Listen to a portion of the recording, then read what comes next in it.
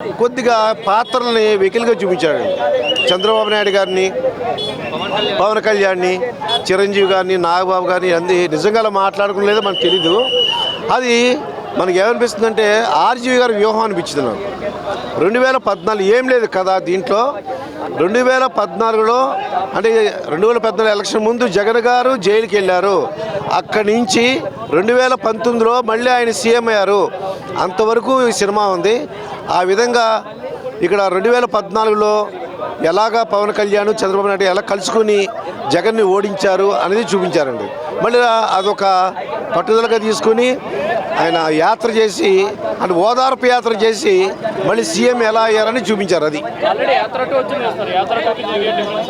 అది నేను అంటే ఆర్జీ గారి వ్యూహం ప్రకారం 2014 నుంచి 2019 వరకు ఏం జరిగిందని చెప్పారు అంతే.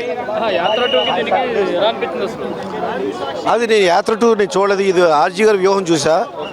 ఆర్జీ గారి వ్యూహం ప్రకారం 2014 నుంచి 2019 ఏం జరిగింది, జగన్ 2014లో ఎలా ఓడిపోయారు, మళ్ళీ 2019లో సీఎం ఎలా అయ్యారు.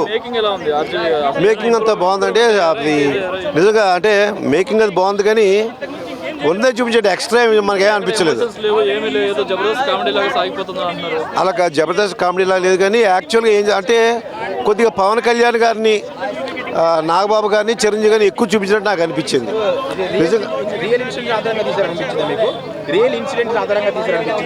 రియల్గా ఏం జరిగిందో అలా అనుకున్నారు. కానీ ఇక్కడ ఒక విషయం ఏంటంటే 2014 ముందు జగన్ గారిని జైలుకి పంపించారు, చంద్రబాబు నాయుడు గారిని, అలాగే కేంద్ర ప్రభుత్వం కలిసి.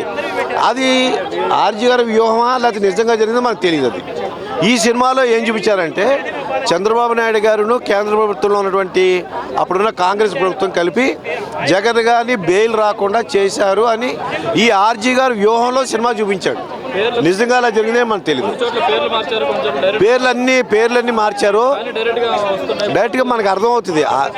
అంటే ఆర్జీ గారు ఏమంటారంటే ఇది నేను ఎవరిని ఉద్దేశించి కాదు, ఆ పాత్రలు కాదు, నా సినిమా వేరు అంటున్నారు. చూడగానే మనకు తెలిసిపోతుంది ఆయన ఇది పొలిటికల్ మూవీ. ఇది పెద్దగా తెలుగుదేశానికి కానీ జగన్ పార్టీ కానీ ఉపయోగపడుతుందని అనుకోవట్లేదు. ఇది యాజ్ ఇట్ ఈజ్ ఉందంతే. ఏం జరిగిందో చెప్పాడు, కానీ కొద్దిగా అది నిజమా కాదని తెలియదు. ఒక చోట నాకు డౌట్ ఉంది. ఏంటంటే అది జగన్ గారిని జైలుకి పంపించడం చంద్రబాబు నాయుడు గారు కాంగ్రెస్ ప్రభుత్వం కలిపి చేసింది అన్నారు.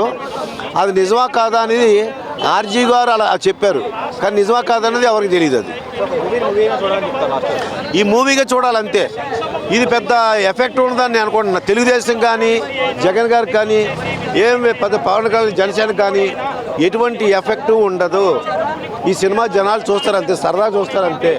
దీన్ని ఎవడు పట్టించుకోడు. దీని మీద ఎలక్షన్ ప్రభావం ఏముండదండి. మాట తప్పని మడమ తిప్పని నైజం అనుకుంటే ఆయన రుమాఫ్ అని చెప్పింటే 2014లోనే మొత్తం 170 సీట్లు వచ్చాయి, 175 కానీ అది చెప్పలే.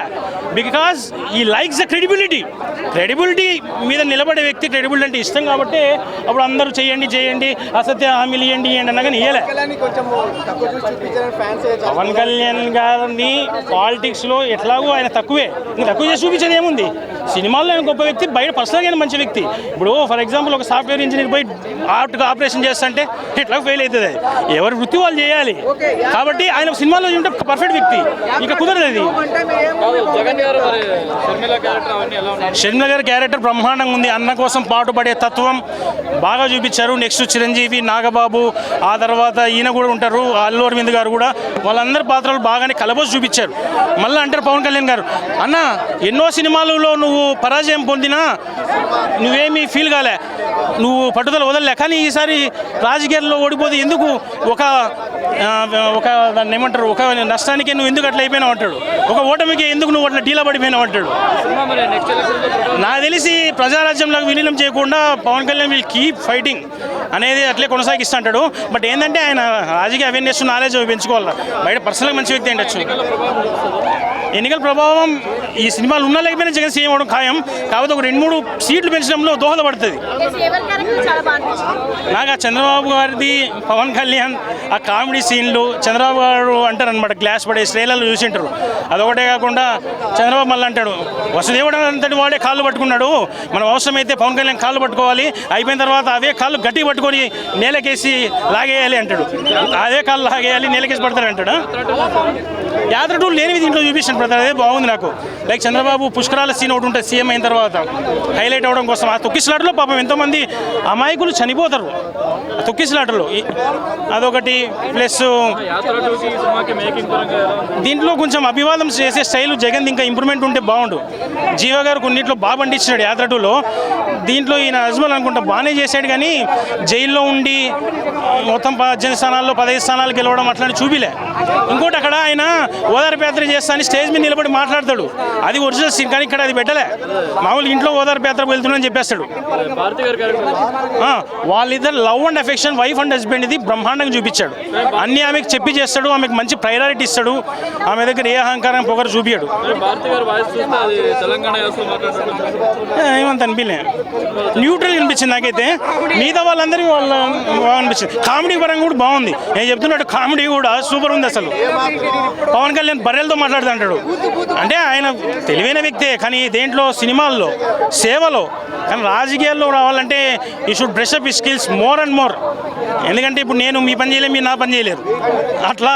కాబట్టి ఆ ట్రైనింగ్ అవన్నీ కావాలి. పాపం ఈ వ్యూహంలో జగన్ ఒకటే బలిగాడు, పవన్ కళ్యాణ్ కూడా ఎట్లా బలి అవుతాడు చంద్రబాబు పనిలో, వ్యూహాల్లో కుట్రల్లో ఆ వెన్నుపోట్లు అనేది బాగా క్లియర్ కట్గా చూపించాడు. ఆ విధంగా బాగుంది. అంటే రాజకీయంతో పాటు అంతర్గత రాజకీయం కూడా అందరికీ తెలియజేశాడు రామ్ గోపాల్ వర్మ ఈ మూవీలో. అక్కడక్కడ చెప్పాలంటే అండి ఫ్రాంక్గా కొంచెం బోరింగ్గా కొన్ని ల్యాగింగ్ చేసే సీన్లు ఉన్నాయి, కానీ ఆ కామెడీ హైలైట్.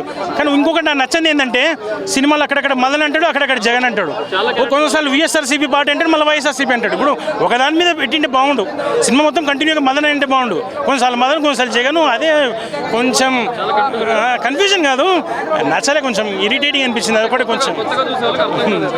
మళ్ళీ అక్కడక్కడ వైఎస్ఆర్ గారి ఫేసు, ఎన్టీఆర్ గారి ఫేసు కవర్ చేయడం, బ్లర్ చేయడం, మళ్ళీ చూపించడం, ఏదో పెట్టింటే బాగుండు అనిపించింది. కానీ అప్పటికి ఇంత గట్స్తో చేశాడంటే వర్మ మామూలు కాదు. వర్మ చేసిన ఈ సినిమా చంద్రబాబు నాయుడుకి 2024లో మరో కర్మగా మారబోతుందేమో నేను అనుకుంటున్నాను. కాకపోతే చంద్రబాబు నాయుడుకి ఇంతకుముందు వచ్చే సీట్ల కన్నా ఎక్కువే వస్తాయి, 23 కాకుండా 65 నుండి 70 రావచ్చు.